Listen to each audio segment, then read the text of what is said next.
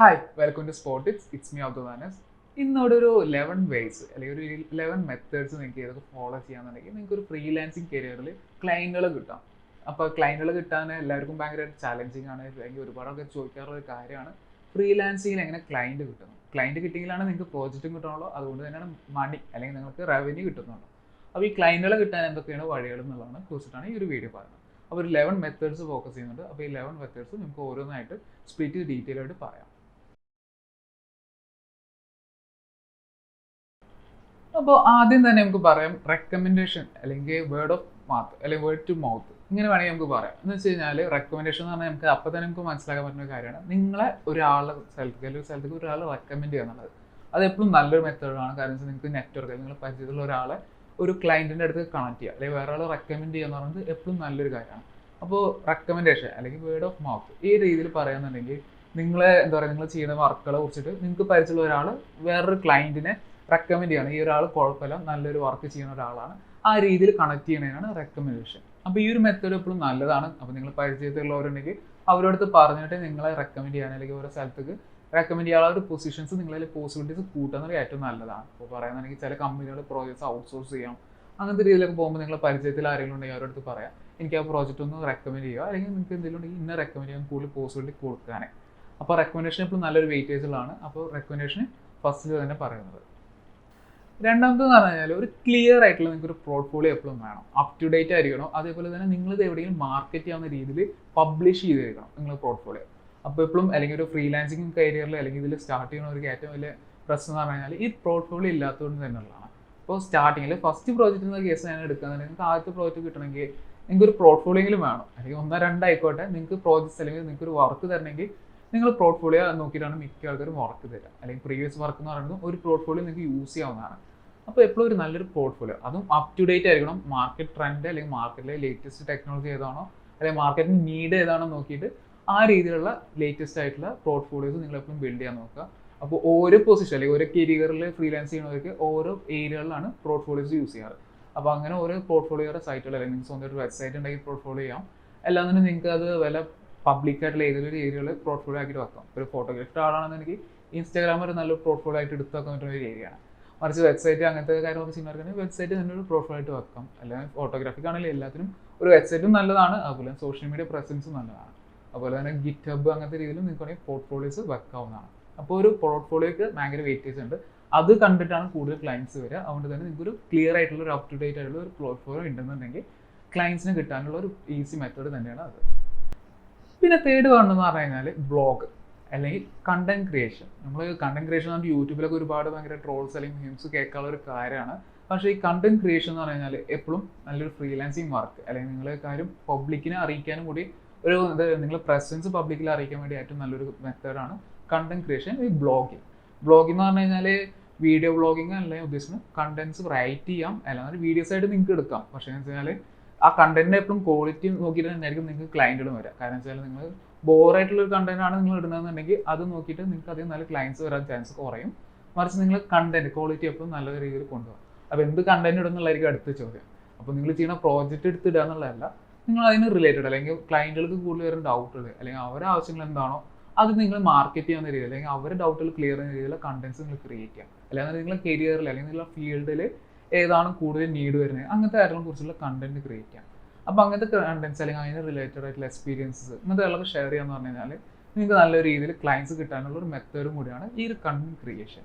ഇപ്പോൾ ഈവൻ എനിക്ക് എന്താ പറയുക, എൻ്റെ കണ്ടന്റ് ക്രിയേഷൻ എന്ന് പറഞ്ഞാൽ യൂട്യൂബ് ചാനലിൽ മാത്രമല്ല എനിക്ക് എക്സ്റ്റേണലായിട്ടും അതുപോലെ എനിക്ക് റെഫറൽ വഴി വർക്ക് വരാറുണ്ട്.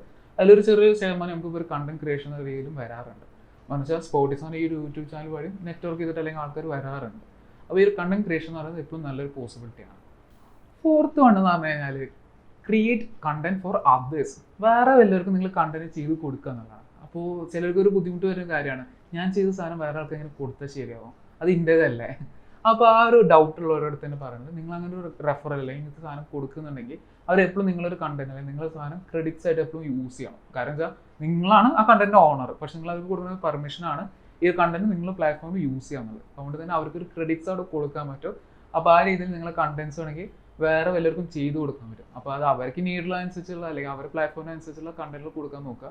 അല്ലാണ്ട് യാതൊരു ബന്ധമില്ലാത്ത കണ്ടന്റ് വേറെ ആൾക്കാർക്ക് കൊടുത്തിട്ട് ചെയ്യാൻ പറഞ്ഞു കഴിഞ്ഞാൽ അത് ശരിയാവില്ല. അതുകൊണ്ട് തന്നെ കണ്ടന്റ്സ് ബാക്കിയുള്ളവർക്ക് വേണ്ടി ചെയ്യുന്നതും ഒരു നല്ല കാര്യമാണ്. കാരണം വെച്ച് കഴിഞ്ഞാൽ ഭയങ്കര പോപ്പുലർ ആയിട്ടുള്ള ഒരാൾക്ക് നിങ്ങൾ എന്തൊരു കണ്ടന്റ് ചെയ്ത് കഴിഞ്ഞാൽ അവർക്കത് ഭയങ്കര ഇഷ്ടമായി കഴിഞ്ഞാൽ അവരത് ഷെയർ ചെയ്യാം, അല്ലെങ്കിൽ അവർ പ്ലാറ്റ്ഫോം വഴി ഇതാക്കാം. ഇപ്പോൾ ഇവിടെ എനിക്കൊരു യൂട്യൂബ് വീഡിയോ ഈ ചാനലിൽ അല്ലെങ്കിൽ നിൻ്റെ ഈ ഒരു വീഡിയോസ് അല്ലെങ്കിൽ എൻ്റെ കമ്മ്യൂണിറ്റിയിൽ ഷെയർ ചെയ്യണമെന്ന് പറഞ്ഞിട്ട് നല്ലൊരു കണ്ടന്റ് തരാമെന്നുണ്ടെങ്കിൽ അപ്പോൾ അത് എനിക്ക് ഷെയർ ചെയ്യുമ്പോൾ നിങ്ങൾക്ക് ഒരു കൂടുതൽ റീച്ച് തരാം. അങ്ങനത്തെ രീതിയിൽ കണ്ടന്റ് ബാക്കിയുള്ളവർക്ക് ചെയ്യുന്നതുകൊണ്ട് നിങ്ങൾക്ക് കൂടുതലായിട്ട് റീച്ച് അല്ലെങ്കിൽ ക്ലയൻസ് കിട്ടാനുള്ള ചാൻസസ് കൂടുന്നതാണ്. അപ്പോൾ അതൊരു നെറ്റ്വർക്കിൽ നിങ്ങളെ സാധനം എത്ര ആൾക്കാരുടെ ഇടയ്ക്ക് റീച്ച് എത്തുന്നുള്ളതാണ്. ഓക്കെ, അപ്പോൾ ആ രീതിയിൽ നോക്കുകയാണ്. അപ്പോൾ റൈറ്റ് അല്ലെങ്കിൽ കണ്ടന്റ് എഴുതിയിട്ടുണ്ടെങ്കിൽ ഒരു ബ്ലോഗായിട്ട് വേറെ വല്ല മീഡിയത്തിലോ ഒക്കെ നിങ്ങൾക്ക് കൊണ്ടുപോയിടാം. ആ രീതിയിൽ വർക്ക് ചെയ്യാന്നുണ്ടെങ്കിൽ ഇത് നല്ലൊരു പോസിബിലിറ്റിയാണ്. ഫിഫ്ത്ത് വൺ എന്ന് പറഞ്ഞു കഴിഞ്ഞാൽ ലിങ്ക്ഡിൻ്റെ പ്രൊഫൈൽ എപ്പോഴും അപ് ടു ഡേറ്റ് ആയിരിക്കുക. നിങ്ങൾ ചെയ്യുന്ന കാര്യങ്ങളൊക്കെ നല്ല ഫ്രഷ് ആയിട്ട് തന്നെ അവിടെ ഹാൻഡിൽ ചെയ്യാന്നുള്ളതാണ്. അപ്പോൾ ലിങ്ക്ഡിൻ എന്ന് പറഞ്ഞാൽ എല്ലാവരും ചിലപ്പോൾ അവോയ്ഡ് ചെയ്യാൻ ചാൻസ് ഇപ്പോൾ ഒരുപാട് ആൾക്കാർ എന്താ പറയുക നോക്കി വരുന്നുണ്ട്. ലിങ്ക്ഡിൻ എന്ന് പറഞ്ഞാൽ എപ്പോഴും എല്ലാവരും നോക്കാറെന്ന് വെച്ചാൽ ഒരു ജോലിയുടെ സ്ഥലം അല്ലെങ്കിൽ കമ്പനികളുടെ വർക്കിന് അപ്ലൈ ചെയ്യാൻ വേണ്ടിയിട്ടുള്ള ഒരു ഏരിയ പോലെയും കാണാറുണ്ട്. അപ്പോൾ ഞാൻ പറയുന്നത് വെച്ചാൽ ലിങ്ക്ഡിനെ നിങ്ങൾക്ക് പല രീതിയിൽ യൂസ് ചെയ്യാം. അതിൻ്റെ മാർക്കറ്റിംഗ് പോസിബിലിറ്റീസ് എന്ന് പറഞ്ഞാൽ ഭയങ്കര വൈഡാണ്. അതുപോലെ തന്നെ ലിങ്ക്ഡിൻ എന്ന് പറഞ്ഞു കഴിഞ്ഞാൽ അവിടെ വെറും പ്രൊഫഷണൽസ് മാത്രമുള്ള ഒരു ഏരിയ ആണ്.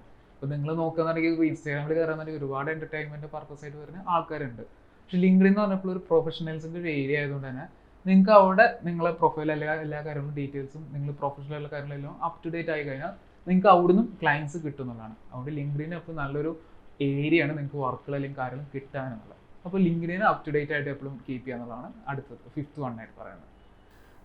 സിക്സ്ത് വൺ എന്ന് പറഞ്ഞു കഴിഞ്ഞാൽ നിങ്ങളെ ഫീൽഡിന് റിലവൻ്റ് ആയിട്ടുള്ള സോഷ്യൽ മീഡിയ എപ്പോഴും അപ് ടു ഡേറ്റ് ആയിട്ട് ഇരിക്കുക എന്നുള്ളത്. അപ്പോൾ സോഷ്യൽ മീഡിയ എന്ന് പറഞ്ഞാൽ നിങ്ങൾ ആദ്യം അല്ലെങ്കിൽ ഇൻസ്റ്റാഗ്രാം, ഫേസ്ബുക്ക് അങ്ങനത്തെ ഏരിയയിലേക്ക് പോകാണ്ട് നിങ്ങളെ ഫീൽഡ് എന്ന് വെച്ച് കഴിഞ്ഞാൽ ഓരോ ഫീൽഡിനും ഓരോ ഏരിയകളുണ്ട്.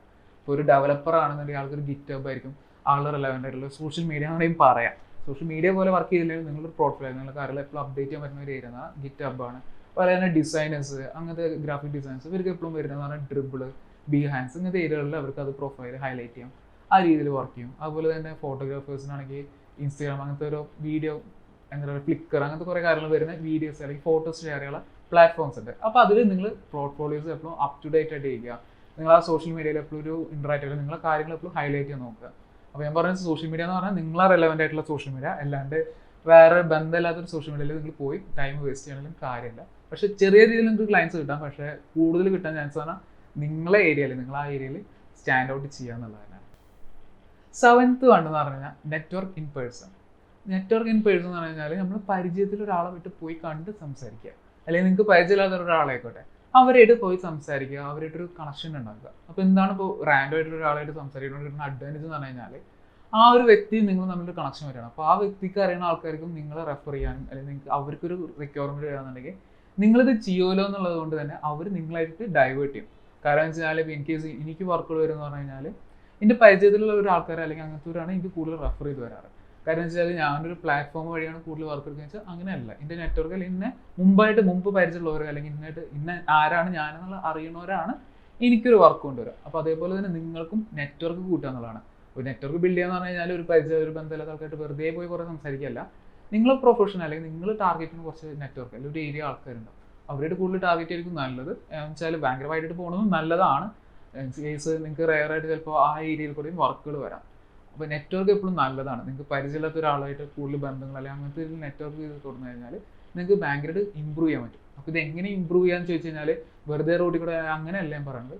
ഇത് റിലേറ്റഡ് ഉള്ള കോൺഫറൻസസ് ഉണ്ടാവാം, മീറ്റപ്സ് ഉണ്ടാവാം, ഇങ്ങനത്തെ ഏരിയകളിൽ നിങ്ങൾ കൂടുതലായിട്ട് പോവാം. അതുപോലെ തന്നെ കമ്മ്യൂണിറ്റീസ്, ഇങ്ങനത്തെ കമ്മ്യൂണിറ്റീസുകൾ നിങ്ങൾ കൂടുതലായിട്ട് ഇൻട്രാക്ട് ചെയ്യാൻ നോക്കുക. ഇപ്പോൾ പറയാന്നുണ്ടെങ്കിൽ ഞങ്ങളെ കമ്മ്യൂണിറ്റീസ് ഉണ്ട്, ആ കമ്മ്യൂണിറ്റി വന്നിട്ട് നിങ്ങൾ കൂടുതൽ ഇൻട്രാക്ട് ചെയ്യാൻ തുടങ്ങി കഴിഞ്ഞാൽ ഞങ്ങളെ കമ്മ്യൂണിറ്റീസ് വല്ല നിങ്ങളെ നീഡ് അല്ലെങ്കിൽ നിങ്ങളുടെ റിക്വയർമെൻറ്റ് അനുസരിച്ച് വരുന്ന ഒരു ആളാണെന്നുണ്ടെങ്കിൽ എന്ത് ചെയ്യും, ആ ഒരു റിലേറ്റഡ് കാര്യങ്ങൾക്ക് നിങ്ങളെ ഫോക്കസ് ചെയ്യാം, അതായത് ആ രീതിയിൽ ചോദിക്കാൻ തുടങ്ങും. അപ്പോൾ നെറ്റ്വർക്ക് എന്ന് പറഞ്ഞാൽ എപ്പോഴും നല്ലതാണ്. അതുകൊണ്ട് തന്നെ നെറ്റ്വർക്ക് എപ്പോഴും ഗ്രോ ചെയ്യുക. ഞാൻ ഏറ്റവും വലിയൊരു വെയിറ്റേജ് കൊടുക്കാനുള്ള കാര്യം കൂടി അതാണ്. കാരണം വെച്ചാൽ നമ്മുടെ നാട്ടിൽ കേരളത്തിൽ ഏറ്റവും കൂടുതൽ വർക്കൗട്ട് ആകാൻ പോകുന്ന ഒരു പോസിബിലിറ്റി കൂടി നെറ്റ്വർക്ക് തന്നെയാണ്. അതുകൊണ്ടാണ് നെറ്റ്വർക്ക് ഞാൻ പറയാൻ കാരണം. 8th പൊസിഷൻ എന്ന് പറഞ്ഞു കഴിഞ്ഞാൽ സ്പീക്കർ അറ്റ് ഇവൻറ്റ്സോ അല്ലെങ്കിൽ കോൺഫറൻസസിലോ സ്പീക്ക് ചെയ്യുക എന്നുള്ളതാണ്. എന്ന് വെച്ചാൽ നിങ്ങൾ പോയി സംസാരിക്കാൻ തുടങ്ങി കഴിഞ്ഞാൽ അവർ നിങ്ങളെ എന്താ പറയുക അറ്റൻഷൻ കിട്ടും. മെയിനായിട്ട് എന്ന് വെച്ച് കഴിഞ്ഞാൽ അവിടെ ഒരു സ്പീക്കപ്പ് അല്ലെങ്കിൽ ഒരു ഇവൻ്റ് ആകുമ്പോൾ വെച്ചാൽ ഒരുപാട് ആൾക്കാർ വരും, റാൻഡം ആൾക്കാരായിരിക്കും, നിങ്ങൾക്ക് പരിചയമില്ലാത്തവരായിരിക്കാം.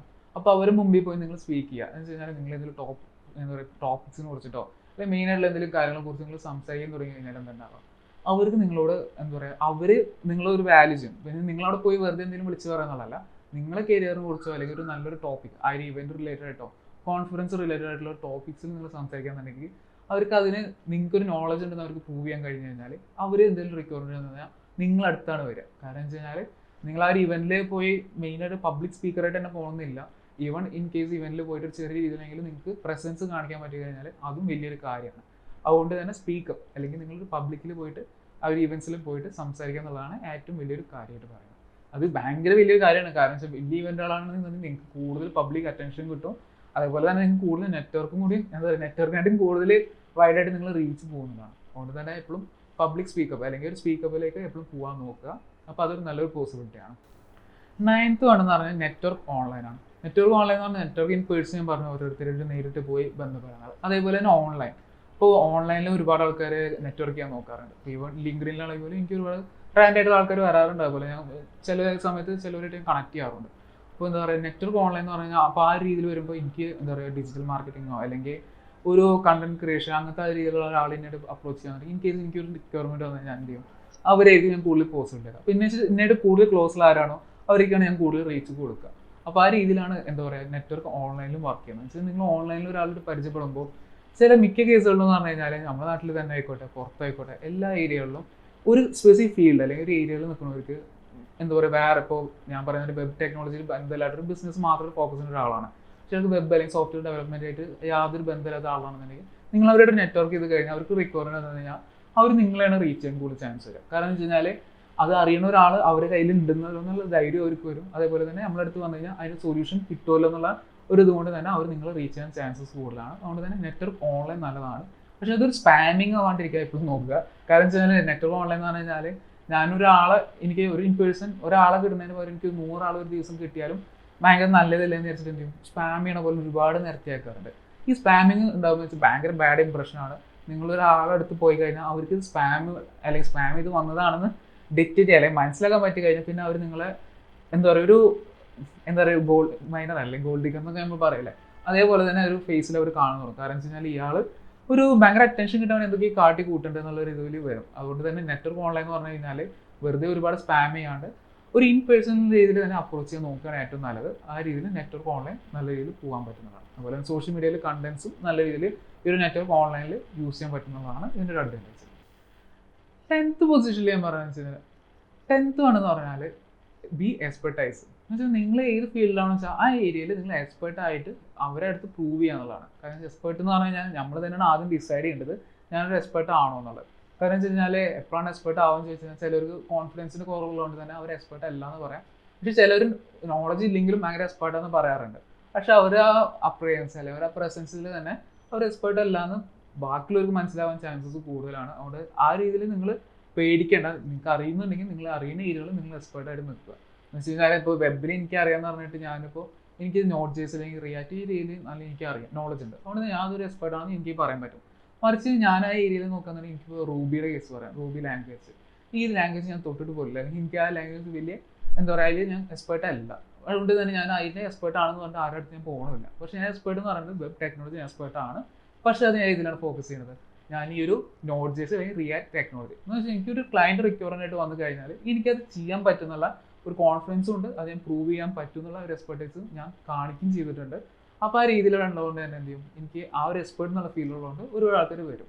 കാരണം എന്തുകൊണ്ടാണ് ഈ എക്സ്പെർട്ട് എന്ന് പറയുന്നത് മെയിൻ ആണെന്ന് പറയാൻ കാരണം വെച്ച് കഴിഞ്ഞാൽ ഏതൊരാളായിക്കോട്ടെ നിങ്ങളിപ്പോൾ നിങ്ങളുടെ വീട്ടിലേക്ക് ഒരു വീട് പണിയാൻ വരുന്ന ഒരാളായിക്കോട്ടെ വീട് പണിയുടെ കേസായിക്കോട്ടെ വീട്ടിൽ എന്തെങ്കിലും ഒരു കാര്യത്തിന് അല്ലെങ്കിൽ കല്യാണത്തിന് നിങ്ങൾ കല്യാണത്തിന് ഒരു ഫോട്ടോ ഇടുന്ന ഒരാളാണ് ഒരു ബന്ധമല്ല ഒരു എക്സ്പെർട്ട് അല്ലാത്ത ഒരാളെ നിങ്ങൾ കൊടുത്ത് കല്യാണത്തിന് അല്ലെങ്കിൽ നിങ്ങൾ ഫോട്ടോ പുറത്ത് കാണുന്ന ഒരാളായിട്ട് എടുക്കുമ്പോൾ പോലും നിങ്ങൾക്ക് കൂടുതൽ അയാൾക്ക് പരിചയം ഉണ്ടെങ്കിൽ നിങ്ങൾ എപ്പോഴും ആലോചിക്കും. അതേപോലെ തന്നെ ആ ഏരിയയിൽ എക്സ്പെർട്ടായ ഒരാളെ കൊണ്ടുവന്നു കഴിഞ്ഞാൽ നിങ്ങൾക്ക് ആ ഏരിയയിൽ അല്ലെങ്കിൽ നിങ്ങൾക്ക് ചെയ്യുന്ന സാധനം നല്ലതായിരിക്കും എന്നുള്ള അതേ ഫീലായിരിക്കും നിങ്ങൾ അടുത്ത് വരുന്ന ക്ലയൻറ്റുകൾക്ക് ഉണ്ടാവുക. അതുകൊണ്ട് തന്നെ നിങ്ങൾ എപ്പോഴും ഒരു എക്സ്പെർട്ട് എന്നുള്ള പ്രസൻസിൽ നിൽക്കാൻ നോക്കുക. ഒരു എക്സ്പെർട്ട് ആവുകയും ചെയ്യാം. ഞാൻ പറഞ്ഞത് എക്സ്പെർട്ട് ആണെന്ന് പറഞ്ഞ് നിൽക്കുകയല്ല.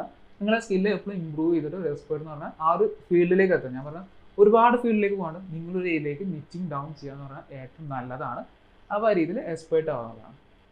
പിന്നെ 11th കണ്ടെന്ന് പറഞ്ഞു കഴിഞ്ഞാൽ എന്താണ് ഫ്രീലാൻസിങ് പ്ലാറ്റ്ഫോം തന്നെയാണ്. ഞാനത് ഭയങ്കര ലാസ്റ്റ് ഇടാൻ കാരണം വെച്ച് കഴിഞ്ഞാൽ അത് വലിയൊരു നീഡ് അല്ലെങ്കിൽ നിങ്ങൾക്ക് ഫ്രീലാൻസിങ്ങിൽ ക്ലയൻറ്റുകളെ കിട്ടാൻ ഭയങ്കര അഡ്വാൻറ്റേജ് എന്നുള്ള എനിക്കല്ല ഞാൻ പറയുന്നത്. പക്ഷേ ഒരു ആൾട്ടർനേറ്റീവ് ഇതൊന്നും വർക്കൗട്ട് ചെയ്യാൻ പറ്റില്ലെങ്കിൽ അവസാനത്തെ ഒരു ഓപ്ഷനായിട്ട് യൂസ് ചെയ്യാനാണ് ഞാൻ 11th വന്ന് പറയാൻ കാരണം. ഫ്രീലാൻസിങ് പ്ലാറ്റ്ഫോം അത്ര മോശമാണെന്നുള്ള എനിക്കല്ല. പക്ഷേ നിങ്ങൾക്ക് ഭയങ്കര കോമ്പറ്റീഷനും ഭയങ്കരമായിട്ട് നിങ്ങൾക്ക് ക്ലയൻറ്റുകളെ കിട്ടാൻ ചാൻസസ് കുറവുള്ള ഒരു ഏരിയ കൂടിയാണ് ഫ്രീലാൻസിങ് പ്ലാറ്റ്ഫോം. നിങ്ങൾക്ക് കൊടുക്കുന്ന എഫേർട്ടിന് കുറവായിരിക്കും അവരുടെ ഔട്ട്പുട്ട് കിട്ടുക. അതുകൊണ്ടാണ് ഫ്രീലാൻസിങ് പ്ലാറ്റ്ഫോം 11th മെത്തേഡായിട്ട് പറയാൻ കാരണം. അതുപോലെ തന്നെ നിങ്ങൾക്ക് അത് വെച്ചിട്ട് നിങ്ങൾക്ക് ക്ലയൻറ്റുകളെ കിട്ടും. പക്ഷേ ഞാൻ പറയുന്നത് വെച്ചാൽ ഈ പറഞ്ഞ ടോപ്പ് 10ൽ നിൽക്കുന്ന പൊസിഷൻസ് തന്നെയാണ് ഏറ്റവും നല്ലത്. എന്ന് വെച്ചാൽ ഈ ടോപ്പ് 10ൽ നിൽക്കുന്ന ആ മെത്തേഡ്സ്. അപ്പോൾ എപ്പോഴും ഞാൻ പറയുന്നത് വെച്ച് കഴിഞ്ഞാൽ ഈ ഒരു ഫ്രീലാൻസിങ് പ്ലാറ്റ്ഫോംസ് നിങ്ങൾ യൂസ് ചെയ്യാം, പക്ഷേ അതിലേക്ക് സ്റ്റിക്ക് ചെയ്ത് നിങ്ങളെ ബാക്കിയുള്ള എല്ലാ കാര്യങ്ങളും ഒഴിവാക്കാണ്ട് നോക്കുക. അപ്പോൾ 11th വേ ആയിട്ട് ഞാൻ പറയുന്നത് ഫ്രീലാൻസിങ് പ്ലാറ്റ്ഫോമാണ്. അപ്പോൾ എല്ലാവർക്കും ഫ്രീലാൻസിങ് കരിയർ അല്ലെങ്കിൽ സ്റ്റാർട്ട് ചെയ്യണവരായിക്കോട്ടെ അല്ലെങ്കിൽ ഫ്രീലാൻസിങ് സ്ട്രഗിൾ ചെയ്യണവരായിക്കോട്ടെ, നിങ്ങൾക്കത് എളുപ്പമായി നിന്നിരിക്കുന്നുണ്ടെങ്കിൽ നിങ്ങൾക്കത് എന്തെങ്കിലും ഡൗട്ടുള്ള അല്ലെങ്കിൽ നിങ്ങൾക്കത് എന്താ പറയുക ക്ലാരിറ്റീസ് വേണമെന്നുണ്ടെങ്കിൽ ഞങ്ങൾ കമ്മ്യൂണിറ്റിയിൽ ഒന്ന് ചോദിക്കാനാണ്, അല്ലാതെ ഈ വീഡിയോയുടെ കമൻറ്റിലും ചോദിക്കാനാണ്. ഇതിന് റിലേറ്റഡ് എങ്ങനെയാണ് സ്റ്റാർട്ട് ചെയ്യുക അല്ലെങ്കിൽ ഇങ്ങനത്തെ കാര്യങ്ങൾ കൊടുത്തിട്ട്. അപ്പോൾ നമ്മൾ കമൻറ്റ് കൂടുതൽ ഇപ്പോൾ ഡെവലപ്പർ ഫോക്കസിലേക്ക് പോകുന്നുണ്ട്. നമ്മൾ ഫ്രീലാൻസിങ് റിലേറ്റഡ് വീഡിയോസ് കുറവായിരുന്നു. കാരണം വെച്ചാൽ നമ്മൾ കൂടുതൽ ഡെവലപ്മെൻറ്റ് ഇതിലേക്ക് വീഡിയോസ് പോയിരുന്നു. നമ്മൾ ഫ്രീലാൻസിങ് റിലേറ്റഡ് വിട്ടിട്ടില്ല. നമ്മളത് എന്തായാലും ഫ്രീലാൻസ് റിലേറ്റഡ് വീഡിയോസ് ഇനിയും വരുന്നതായിരിക്കും. അപ്പോൾ എല്ലാവർക്കും ഫ്രീലാൻസ് റിലേറ്റഡ് ഡൗട്ടുള്ള എന്തെങ്കിലും ഉണ്ടെങ്കിൽ നമ്മൾ കമ്മ്യൂണിറ്റിയിൽ ഒന്ന് ചോദിക്കാവുന്നതാണ്. അതുപോലെ തന്നെ നിങ്ങൾക്ക് ഫ്രീലാൻസർ റിലേറ്റഡ് ആയിട്ടുള്ള വീഡിയോസ് വേണമെന്നുണ്ടെങ്കിൽ അതും ചോദിക്കാവുന്നതാണ്. പക്ഷേ നിങ്ങൾ എപ്പോഴും വീഡിയോ ചോദിക്കുമ്പോൾ ഒരു കാര്യം ഞാൻ പറയുന്നത് വെച്ച് കഴിഞ്ഞാൽ ഉള്ള വീഡിയോസ് കൂടുതൽ ചോദിക്കാണ്ടിരിക്കുക. കാരണം എന്ന് വെച്ച് കഴിഞ്ഞാൽ മലയാളത്തിൽ തന്നെ ഒരു കണ്ടന്റ് ഉണ്ടെന്നുണ്ടെങ്കിൽ അത് ഞാൻ വീണ്ടും ഇട്ടുകൊണ്ട് കാര്യമില്ല. കാരണം എന്ന് വെച്ച് കഴിഞ്ഞാൽ അത് ഒന്നുകിൽ അത് അത്രയും ബോറാണ് അല്ലെങ്കിൽ നിങ്ങൾക്ക് അത്രയും റിസോഴ്സ് യൂസ്ഫുൾ അല്ലാത്തൊരു കണ്ടന്റ് ആണെങ്കിൽ ഞാൻ ചെയ്യുന്നതിൽ കാര്യമുണ്ട്. എല്ലാന്നുണ്ടെങ്കിൽ നല്ല വേറെ വല്ലൊരു ചെയ്ത കണ്ടന്റ് ആണ് അല്ലെങ്കിൽ അങ്ങനത്തെ റിലേറ്റഡ് ആണെന്നുണ്ടെങ്കിൽ അത് എന്നോട് ചെയ്യാണ്ടിരിക്കാൻ പറയുകയാണ് ഏറ്റവും നല്ലത്. മറിച്ച് നിങ്ങൾക്ക് എന്തെങ്കിലും നീഡുണ്ടെങ്കിൽ ഫ്രീലാൻസർ റിലേറ്റഡ് കാര്യങ്ങളുണ്ടെങ്കിൽ ചോദിക്കാവുന്നതാണ്. അപ്പോൾ അത് റിലേറ്റഡ് വീഡിയോസ് ഞങ്ങൾ ചെയ്യുന്നതായിരിക്കും. അതുപോലെ തന്നെ ഡൗട്ടുകളുണ്ടെങ്കിലും കമ്മ്യൂണിറ്റിയിൽ അല്ലെങ്കിൽ കമൻറ്റിൽ വന്ന് ചോദിക്കാം. എല്ലാവർക്കും ഈ വീഡിയോ മനസ്സിലായി നിൽക്കണം. അതുപോലെ നിങ്ങൾക്ക് ഒരു നല്ലൊരു ഫ്രീലാൻസിങ് കരിയർ ഉണ്ടാക്കുന്നതും കൂടി ഞാൻ ആഗ്രഹിച്ചുകൊണ്ട് വീഡിയോ